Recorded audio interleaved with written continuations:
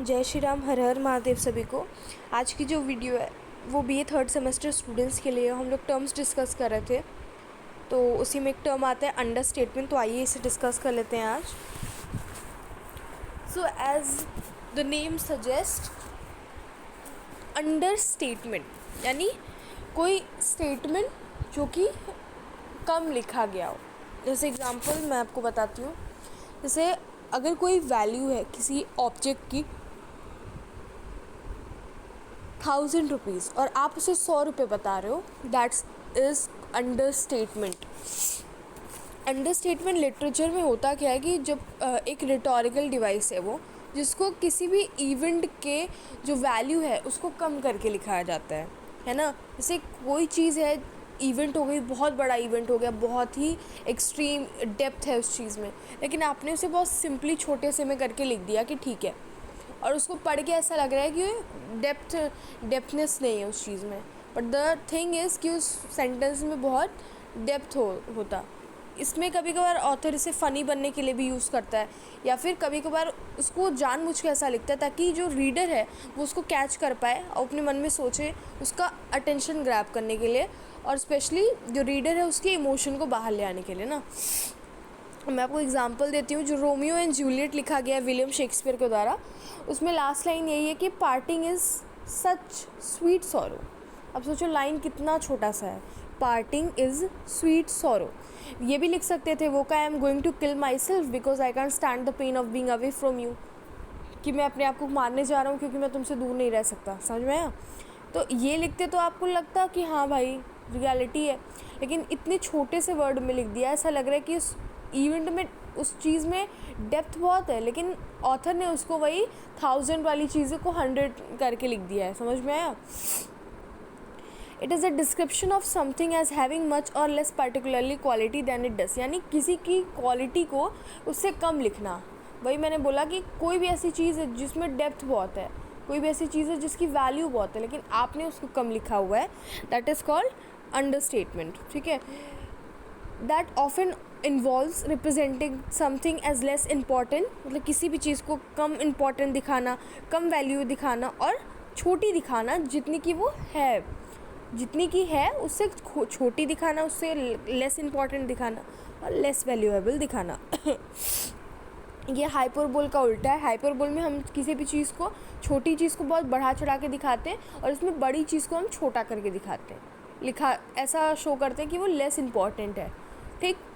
It is a great way to create humour. मैंने बताया कि ऑथर इसे फ़नी बनने के लिए भी यूज़ करता है, या फिर इमोशन ग्रैब करने के लिए, जो ऑडियंस का इमोशन, ताकि जैसे आपने रोमियो एंड जूलियट पढ़ोगे तो it is an emotional story कि दोनों एक दूसरे से प्यार करते हैं बट दोनों बिछड़ जाते हैं।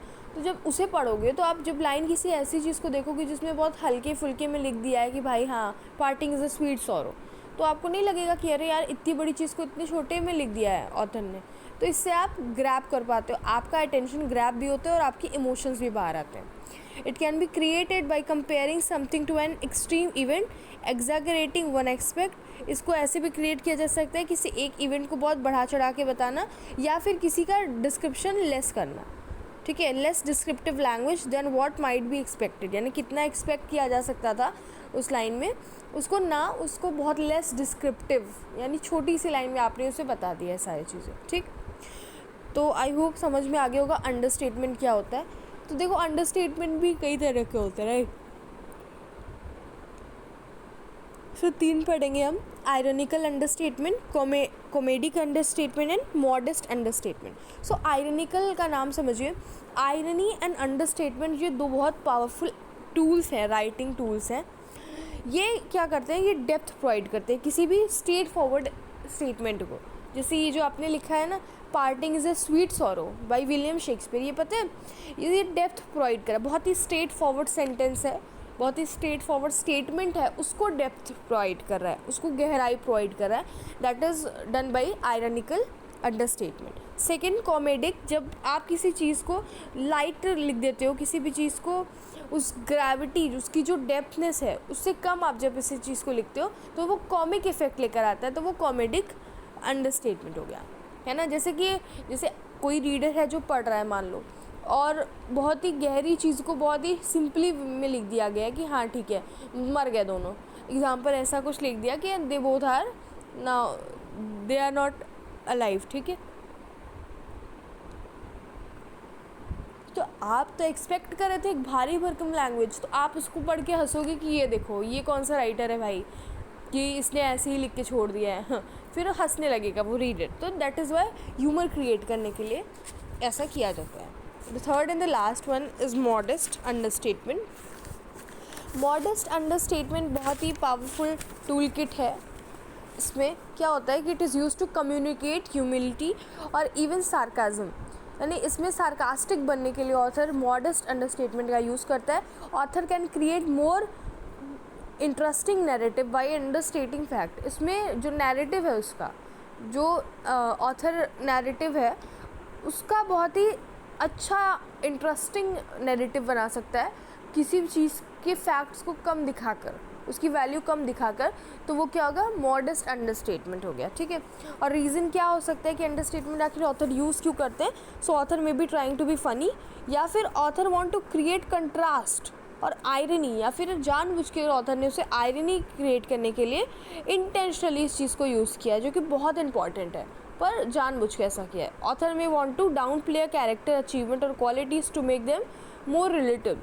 या कभी कभार ऐसा भी होता है कि जो ऑथर है वो कैरेक्टर के अचीवमेंट्स को लो दिखाकर, क्वालिटी को लो दिखाकर रिलेटेबल बनाने की कोशिश करते हैं, जिससे आप रिलेट कर पाओ। जैसे कोई ऐसी क्वालिटी दिखाएगा जो कि ह्यूमन में एग्जिस्ट ही नहीं करती, तो आप उसे रिलेट नहीं कर सकते।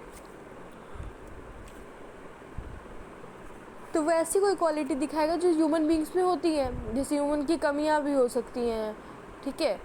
तो ये सारी चीज़ें जब दिखाएगा तो people started connecting with this कि हाँ ये तो मेरे में भी है, सही बोल रहा है, ऐसे ही तो होता है, मेरे साथ भी ऐसे ही हुआ। तो कभी कभार रिलेटेबल बनने के लिए, कभी कभार सार्कास्टिक या आयरनी क्रिएट करने के लिए, और कभी कभार फ़नी बनने के लिए अंडरस्टेटमेंट का यूज़ होता है। I hope it is clear. If you have any doubt you can ask me in the comment box. Thank you so much guys. जय श्री राम, हर हर महादेव। That's all.